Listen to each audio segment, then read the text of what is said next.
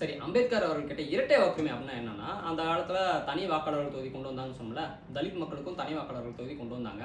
அப்ப அதுல வந்து பாத்தீங்கன்னா, தலித் வேட்பாளர் மட்டும் தான் அந்த தனி தொகுதியில நிப்பாங்க. தலித் மக்கள் வந்து அவங்க மட்டும் தான் ஓட்டு போடுவாங்க. ஆனா பொது தொகுதியில இருக்கிற தலித் மக்களுக்கு வந்து ஓட்டு கிடையாது. அப்ப பொது தொகுதியில இருக்கிற தலித் மக்களும் ஒரு ஓட்டு போடணும் அப்படின்னு சொல்லி அம்பேத்கர் அவர்கள் கேட்டாரு. அப்படி பொது தொகுதியில இருக்கிற தலித் மக்கள் போடுற அந்த 2வது ஓட்டத்தான் விலைமதிப்பற்ற தனி சலுகை அப்படின்னு சொல்லி அம்பேத்கர் அவர்கள் சொன்னாரு.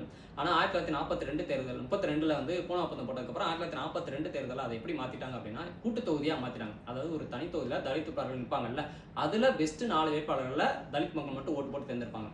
அந்த 4 தலித் வேட்பாளர்கள்ல ஒரு தலித் வேட்பாளரை தலித் மக்களும் அந்த தொகுதியில் இருக்கிற மற்ற சமுதாய மக்களும் சேர்ந்து ஓட்டு போட்டு தேர்ந்தெடுப்பாங்க. ஸோ அதுலேயும் வந்து தலித் மக்களுக்கு 2 ஓட்டு.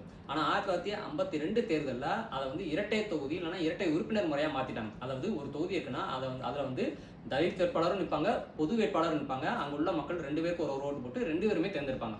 அப்படிதான் 1957 சட்டமன்ற தேர்தலில் நம்ம எல்லாருக்குமே தெரிஞ்ச சத்தியவாணி முத்து அம்மையார் வந்து பெரம்பூர் தொகுதியில் நின்று தலித் வேட்பாளராக எம்எல்ஏவா ஆனார். அதே தொகுதியில் இரட்டை உறுப்பினர் மூலமாக பொது வேட்பாளர் பக்கீர்சாமி பிள்ளையும் எம்எல்ஏ ஆனார். ஆனால் அந்த டபுள்எம்ஏ மெத்தட் மூலமாக முன்னாள் பிரசிடென்ட் விவி கிரி வந்து 1987 எலெக்ஷனில் தோத்து போறாரு. இதில் நிறைய சிக்கல்கள் இருந்ததால 1961 2 மெம்பர் கான்ஸ்டியூஷன் அபாலிஷன் ஆக்ட் அப்படின்னு சொல்லி ஒரு சட்டம் கொண்டு வந்து அதை வந்து கேன்சல் பண்ணாங்க. அதுக்கப்புறம் 1962 இப்போ வரைக்கும் இப்போ உள்ள தனித்தொகுதி முறை தான் நடைமுறை இருக்கு.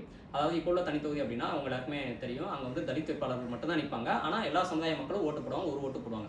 அது மாதிரி பொது தொகுதியில் எல்லா சமுதாய வேட்பாளரும் நிற்பாங்க, எல்லா சமுதாய மக்களும் ஓட்டு போடுவாங்க, ஒரு ஓட்டு போடுவாங்க. ஆக மொத்தம் எல்லாருக்கும் இப்போ ஒரு ஓட்டு தான், ஒரு தொகுதிக்கு ஒரு எம்எல்ஏ தான். ஸோ இந்த இரட்டை வாக்குரிமை பற்றி நீங்கள் இன்னும் டீட்டெயிலாக தெரிஞ்சுக்கணும் அப்படின்னா ஜெகநாதன் அவர்கள் எழுதிய இரட்டை வாக்குரிமை அப்படிங்கிற புத்தகத்தை வாங்கி படித்து பார்த்து டீட்டெயிலாக தெரிஞ்சுக்கலாம். நான் உங்கள் காளிதாஸ். நாங்காலி நாங்காலி